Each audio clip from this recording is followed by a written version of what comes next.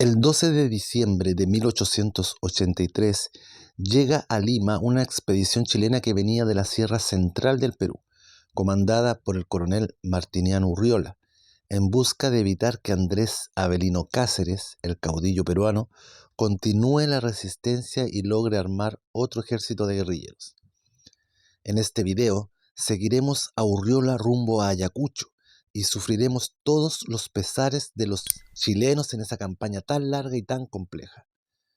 La idea es que usted conozca todo lo vivido por nuestros antepasados que sufrieron en la sierra hasta con los detalles más pequeños.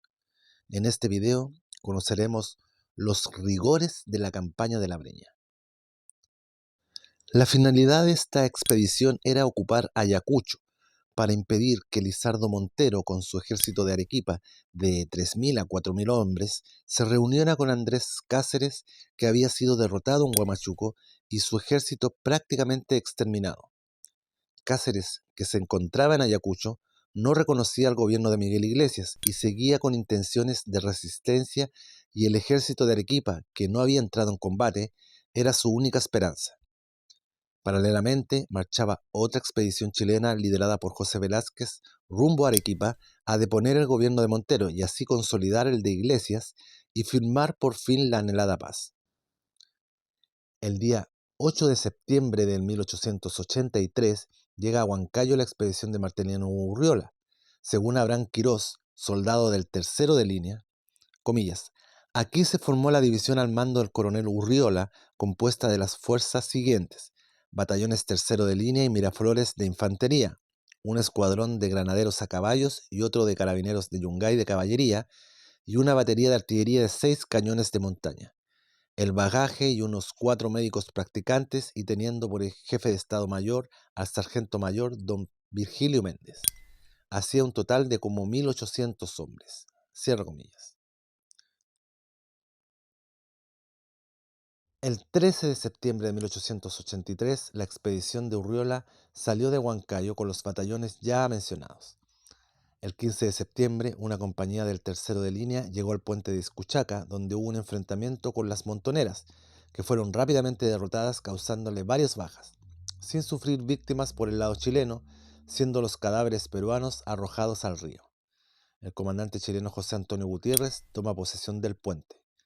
El relato de Abraham Quirós nos dice lo siguiente: en el puente de Iscuchaca, situado sobre el río Mantaro, que corre muy encajonado entre dos cerros, fue donde nos hicieron la mayor resistencia, hiriéndonos unos soldados del Miraflores. Urriola continuaba, y entre el 22 y 23 de septiembre, el caudillo peruano Andrés Cáceres, que ya sabía del avance del coronel chileno, decide retirarse con sus fuerzas hacia Andahuaylas, abandonando Ayacucho definitivamente el día 25. Los guerrilleros de Huanta, liderados por Miguel Lazón, se enfrentan el día 26 de septiembre a los chilenos, que seguían su avance. Abraham Quirós, comillas, y en la entrada del Valle de Huanta también hicieron resistencia un poco a la caballería, que iba a la vanguardia. Cierro comillas. Huanta es ocupado por los chilenos el 27 de septiembre del 83, los que fueron recibidos por el alcalde Manuel Quirozongo y un grupo de terratenientes y vecinos notables que decidieron colocarse a las órdenes de los extranjeros chilenos. La expedición avanzaba imparable, pero siendo continuamente hostilizada por los montoneros peruanos. El corresponsal del periódico El Mercurio de Valparaíso, que acompañaba a Urriola, refiere que la tropa chilena avanzaba, comillas, haciendo retroceder a los montoneros, que en grueso número y armados de fusiles, hondas y lanzas pretendían estorbarles el paso. Sobre la expedición de Urriola tenemos un texto extraído del libro de Arturo Sepúlveda Rojas, Así vivieron y vencieron, 1879-1884, y basado en el relato del capitán chileno Arturo Gibovich. Comillas. El servicio de intendencia experimentó tropiezos, pues el agua del café se lava rápidamente con el frío de la altura, debido a la menor presión del aire. Hervía antes de los 100 grados. Los frijoles se cocinan, pero no se ablandaban, obligando a un mayor consumo de leña y de carbón. Los rancheros debieron iniciar cada jornada de marcha con anticipación, suficientemente escoltados para que hubiera comida caliente a la llegada de las tropas. Cuando se lograba dar café, las tropas bebían también caldo, hecho con la carne que llevaban cocida dentro de su morral de víveres para el almuerzo del día siguiente. Los soldados portaban ají y sal en saqueos de su equipo. Al llegar al vivac, los menos agotados se dedicaban a recolectar leña para preparar el rancho y calefaccionarse. Esta la obtenían de la demolición de míseros ranchos. Comillas, la fajita, especie de leña en rama, pasó a ser el alimento de las bestias que sin haber comido en todo el día la trataban mal que mal, nos decía Gibovich. Con la lluvia, el azúcar y la sal se disolvían y se escurría entre la malla de los sacos. El café se transformaba en una especie de barro de aspecto desagradable. La alimentación con frutas tropicales preocupó a los oficiales, pues corrientemente fueron comidas sin madurar, produciendo enfermedades estomacales a la tropa. Los indios, por su parte, hacían tacos en las aguadas de los poblados para cortar el consumo de este vital elemento. En carta a su padre, el soldado Abraham Quirós nos cuenta, comillas, debo añadir que los indios son fanáticos y todo lo que tienen es del señor cura. A los curas los adoran y ellos tienen la culpa de que los indios anden sublevados, pues los aconsejan que no dejen invadir su territorio. Cierra comillas. La expedición de Martiniano Urriola llegó finalmente a Ayacucho el 1 de octubre, entrando al pueblo sin novedad, según el político y oficial peruano José Cavero, sin disparar ni un tiro de fusil porque no había ni un solo hombre dispuesto a oponer resistencia al paso del conquistador. Cierra comillas, y sin encontrar allí a Cáceres, quien se había dirigido a Andahuaylas. Es importante recordar que el 20 de octubre de 1883 se firma el Tratado de Ancón y el ejército chileno desocupa la capital peruana, Lima, en día 23. El 29 de octubre fue la ocupación de Arequipa y Montero terminó huyendo a Puno. Con Cáceres derrotado en Huamachuco y sin ejército, y con Montero huyendo posteriormente a Bolivia, la paz ya estaba en marcha, encabezada por Miguel Iglesias. Informado sobre la caída de Arequipa, el coronel chileno Martiniano Urriola desocupa Ayacucho el 12 de noviembre y da inicio a su marcha hacia Lima. Abraham Quirós nos cuenta. Permanecimos en Ayacucho hasta el 12 de noviembre en que nos retiramos, tomando la ruta del Camino de Pampas, pueblo distante a 12 leguas de Jauja. El río Mantaro lo pasamos en la confluencia con otro río cuyo nombre no recuerdo, no por puentes, porque los habían cortado, sino vadeándolos, empleando toda la caballería en pasar la división. El 13 de noviembre de 1883, entre Pacaicasa, Huanta y Huancayo, las fuerzas de Martiniano Urriola combaten con guerrillas iquichanas al mando de Miguel Lazón. El informe del coronel chileno decía, comillas, he encontrado a todas las indiadas sublevadas. Abraham Quirós nos seguía relatando. Aquí nos hirieron un soldado, el único que nos han herido en esta campaña. Otro murió helado en una parte que nos llovió. Otro fue asesinado en Ayacucho. Del Miraflores ha habido como 12 bajas entre muertos y heridos y de la caballería como 4. Por lo que se ve, el Miraflores ha andado con menos suerte que nosotros. En toda la retirada no nos han dejado de incomodar los montoneros, echándonos galgas, tirándonos balazos, pero casi todos la han pagado bien. El 14, Abraham Quirós nos relata sobre Huancayo. Comillas. En este pueblo acampamos. Llegamos a las 4 p.m. habiendo recorrido 3 leguas y media. Por la misma dirección que teníamos que pasar al día siguiente, había una loma cubierta de montoneros. Bastó un solo cañonazo para dispersarlos.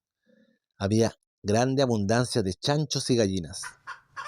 Estos animales inofensivos la pagaron, pasándose a cuchillo casi todo. Y así era de todos días el hostigamiento de los montoneros, a lo que se sumaban las enfermedades contagiosas y las inclemencias climáticas. Día y noche debían estar los chilenos atentos a los ataques guerrilleros. Quirós, 2 puntos. En la noche se pusieron fuertes avanzadas, pero los montoneros las tenían dominadas por ocupar las alturas. Dejaban caer sin cesar galgas. Esto sucedía en la avanzada del cerro. Ahora por el valle se aprisionaron hasta encontrarse con la avanzada, que les hizo una descarga a quemarropa. Eso sí, que todos estaban borrachos y tocando pitos y un bombo. Así pasaron toda la noche. Ya de regreso en Ayacucho el 26 de noviembre, Andrés Cáceres felicita a Miguel Lazón y a los guerrilleros de Huanta, comentando sobre los terratenientes pasados al bando de Iglesias, comillas, a los malos peruanos que, haciendo causa común con nuestros enemigos, han servido a estos, o que manifiesten tendencias subversivas, no los consienta usted en los pueblos encomendados a su vigilancia, pues de ninguna manera deben haber condescendencias con los traidores.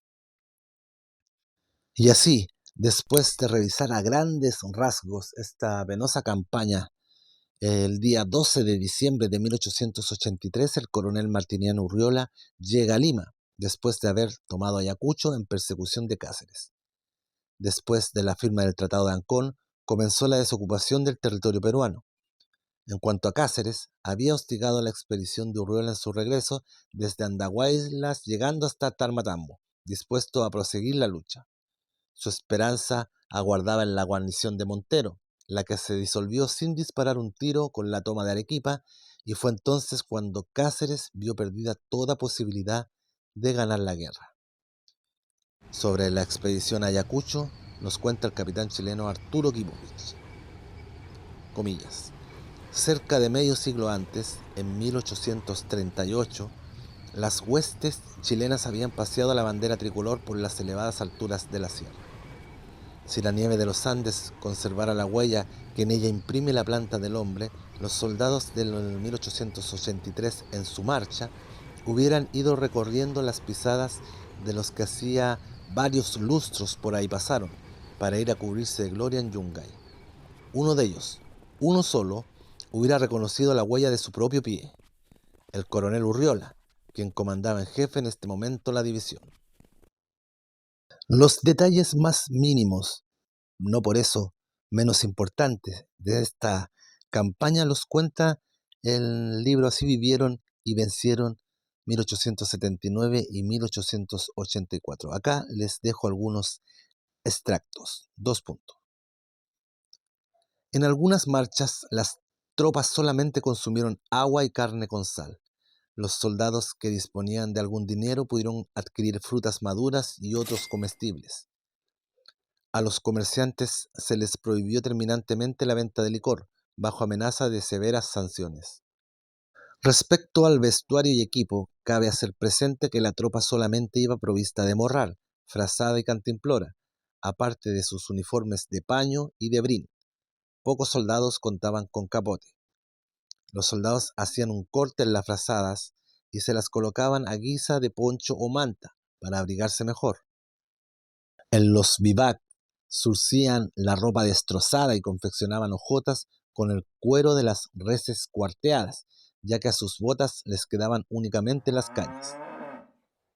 Los enfermos y heridos, como era usual, se transportaban en camillas, que tenían que mantenerse a la intemperie, bajo la lluvia, la nieve y el granizo, sin abrigo, alimento ni menos medicina. Durante los días de tempestad, muy comunes en la región, no podían hacerse curaciones.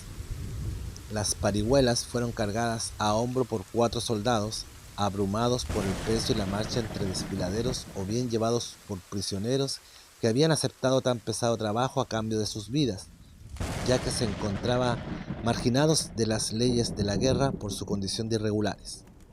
A veces lograban huir, escabulléndose entre las rocas, ya que marchaban en terrenos conocidos por ellos. Los menos graves lo hicieron a lomo de bestia, jornada que en algunas oportunidades duraron 12 a 14 horas. La falta de densidad de oxígeno, origen de la rarefacción del aire indispensable para la respiración humana y animal, causaba asfixia a los soldados y la puna, característicos dolores de cabeza, vómitos y desvanecimientos. A los hombres se les alivió con alcalí volátil, ya que aspirando su olor disminuían las náuseas, las arcadas y a la vez le aceleraba la circulación sanguínea.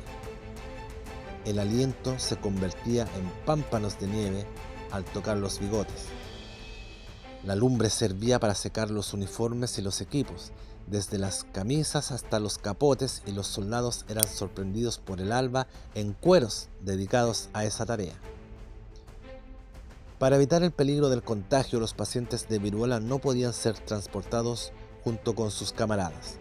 Como única solución debían permanecer ocultos en algún poblado, al cuidado de indígenas, a quienes se les responsabilizaba de sus vidas, bajo amenaza de un ejemplarizador castigo. Esta sanción, imposible de hacerla efectiva, a la vez era injusta si el enfermo fallecía víctima de su propio mal. El clima, la mala e insuficiente alimentación produjeron enflaquecimiento en las tropas, aparte del constante esfuerzo físico. Muchas veces se comió una sola vez en 24 horas. Por ello, padecieron también enfermedades cutáneas y numerosos soldados enfermaron del estómago por ingerir carne añeja. En cuanto al jinete, su cabalgadura era lo primero. Para él constituía lo que las piernas para el infante. Los hombres de las ramas montadas se preocuparon permanentemente que sus caballos no carecieran de suficiente agua y forraje. Ya mucho habían sufrido estos últimos en la pesada ascensión a las montañas, donde anduvieron lentamente, con las orejas caídas y respirando fuertemente, a fin de paliar los efectos del soroche. Durante esta expedición, el servicio de parque proporcionó a cada combatiente una dotación de 100 tiros por fusil. Los carros que llevaban la munición fueron arrastrados por mulas y bueyes. Las sufridas mulas, que custodiadas por jinetes se hacían adelantar al vivac siguiente con los elementos de rancho, junto a 6 u 8 más de los bagajes de combate de cada batallón, debían regresar a la cola de la columna para conducir en sus ya doloridos lomos a los soldados agotados, rezagados durante la marcha.